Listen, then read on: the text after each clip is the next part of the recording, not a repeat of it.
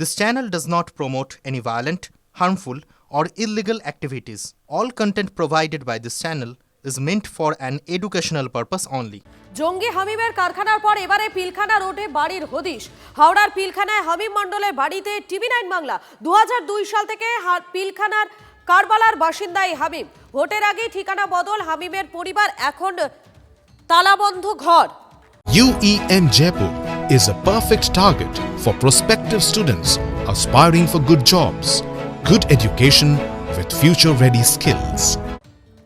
জঙ্গির বাবার নামে গেটে এখনো রয়েছে নামের ফলক।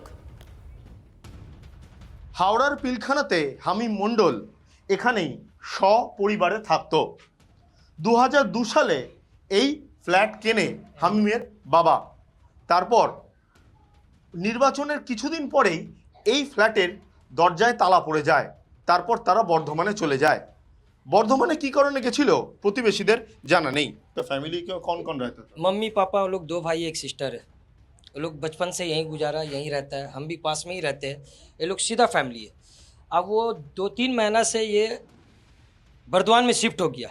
लेकिन वो जो हमीम मंडल वो की इधर रहता था या बाहर रहता था, कभी कभी इधर आता था? नहीं, यहाँ रहता भी था, 2 घंटा 1 घंटा घर पे रहा, फिर वो निकल गया। कभी 2 दिन बाद आता है, कभी 1 दिन बाद आता है, कभी नज़र भी नहीं आता है। अब वो बाहर क्या कर रहा है मम्मी पापा कैसे पता करेगा? काम क्या करता था वो काम कुछ नहीं करता था। उसको देखे कभी आए हो? टेररिस्ट हो सकता है कोई ऐसा? देखिए उसकी वजह से तो पूरा पिलखाना बदनाम हो गया है कि हमारा पिलखाना में ऐसा कोई टेररिस्ट, कोई आतंकवादी हो नहीं सकता। वो जब आता था तो कोई आदमी आता था, कोई लड़की आता था, ऐसा होता था क्या? नहीं नहीं, उसका जो घर जो बंद हो गया इलेक्शन के बाद या पहले? इलेक्शन से पहले बंद हुआ। इलेक्शन से पहले, ভোট होने से पहले ये लोग बर्दवान शिफ्ट हो गया। কিন্তু পুলিশ জানতে চায় যে এই ঘরের মধ্যে হামিম মণ্ডলের আর কোনো রকম কোনো তথ্য আছে কিনা, যদিও পরবর্তীকালে তথ্য অনুসন্ধান এসটিএফ এর গোয়েন্দারা করবে।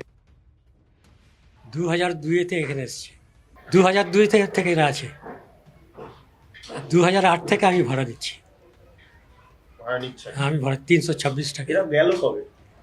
এরা 2-2.5 মাস হয়েছে গেছে, আমাকে বলেও নি। ভোটের আগে না পরে? ভোটের আগে বলে। হামিমকে দেখে কোনো সন্দেহ হয়েছিল? না, ওর বাবা ভালো লোক, মাও ভালো লোক। ছেলেটা একবার দুবারও দেখেছি। ছেলেটা এমনি ভালো ছেলে? ভালো ছেলে তো। ছেলেটা কি করে জানি না, ওরা বাইরে বাড়িতে কেউ থাকতোই না, মেল মেম্বার্স